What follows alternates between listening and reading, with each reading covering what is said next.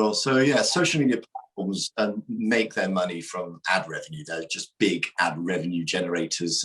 They also make money sort of indirectly from users' data, which helps them target ads. So that's where the bulk of their income comes from. So we've seen previously when there's been boycotts by big brands that the impact actually on the bottom line of these companies is fairly negligible, because the time frame that these boycotts last and the scale of them, i.e. this one for sport is in the UK only, is fairly limited. So the actual financial impact on the likes of a Twitter or Facebook is fairly limited.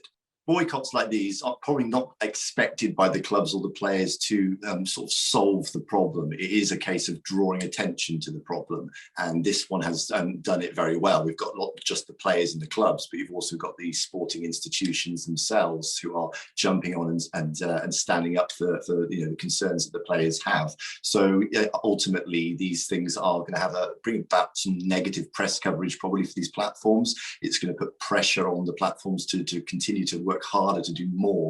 And also I think there's a little bit of pressure on governments, because they have a role to play in regulating some of this stuff, and they're still being very slow in implementing anything meaningful to regulate it. Boycott we've seen previously I think it was last year with many of the big brands around the world, when they were trying to raise their concerns and issues they have with the Facebook, particularly Facebook. And again, this was done by a number of big brands, but in the scheme of all of the companies and businesses that use platforms like Facebook, again, it was such a small percentage that the long-term implications are very negligible again.